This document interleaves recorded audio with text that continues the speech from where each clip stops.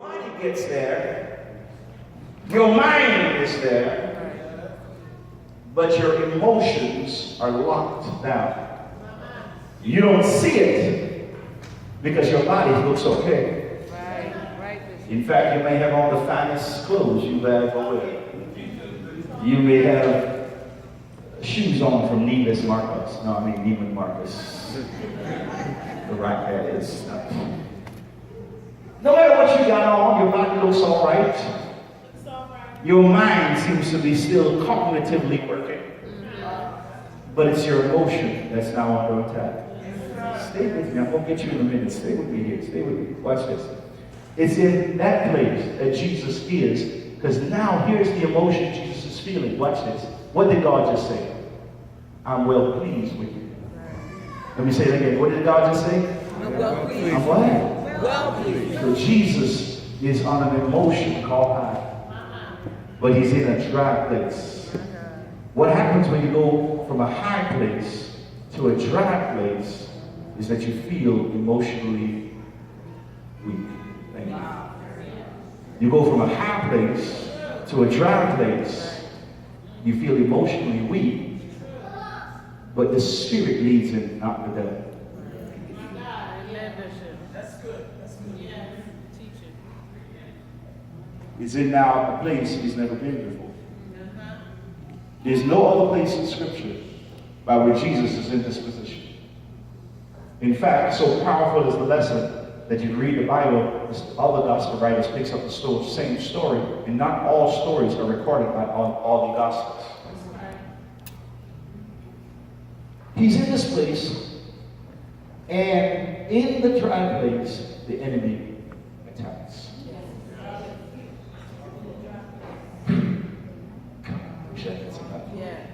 The enemy attacks.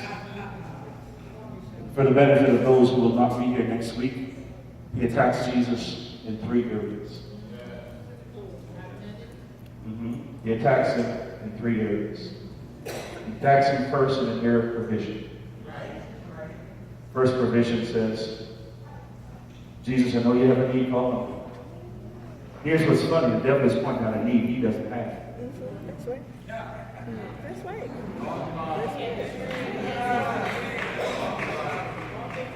How do you discover needs somebody else has when you don't have it? The only way you discover that is staying in the corner and watching closely somebody else's behavior. So what this scripture tells me is the devil has the ability to discover needs in your life and mine that you don't really realize you have.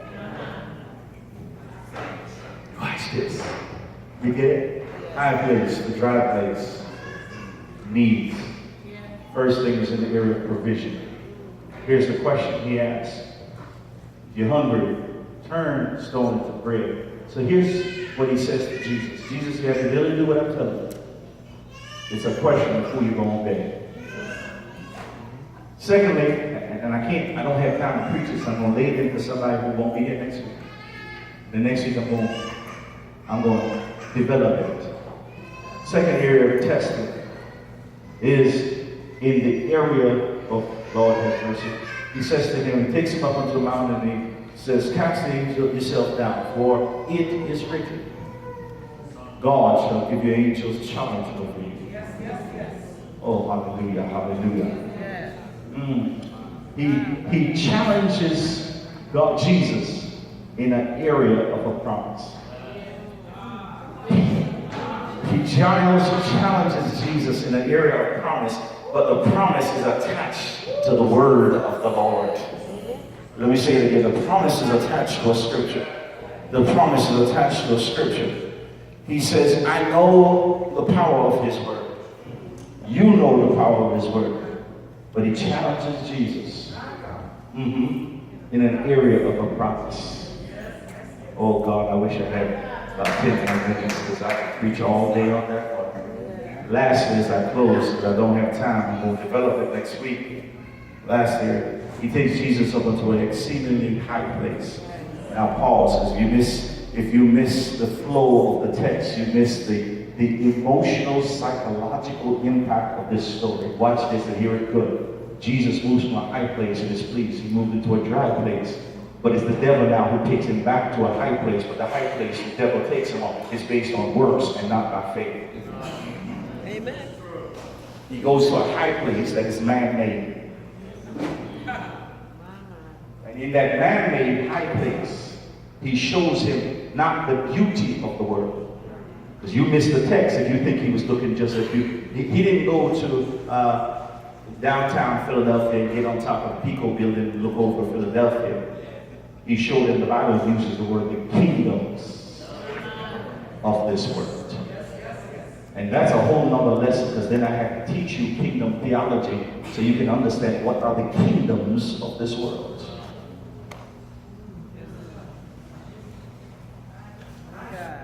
This is more Bible study than some folks had in about a month. But he shows him the kingdom. What's funny, he shows it to him, but Jesus recognizes the kingdoms of this world. And he says to Jesus, if you bow down and worship me, all of this I'll transfer to you. All of this I'll transfer to you. First, he challenges Jesus in the area, hallelujah, of his provision. He challenges Jesus in the area of his promise. Now, he challenged Jesus in the area of his power. Power. But power belongs to what? Power belongs to who? Power belongs to who? Jesus says, you know what, Satan? You're trying to give me something I already have.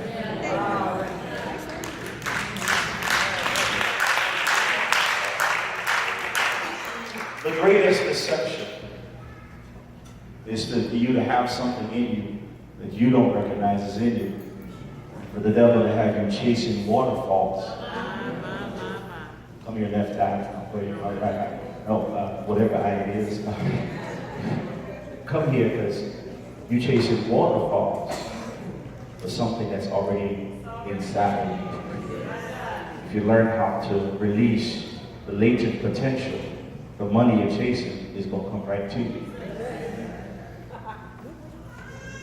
He said, if you learn how to unlock what's in you, what you're out there hustling for is getting ready to show up right in front of you. It's going to come in your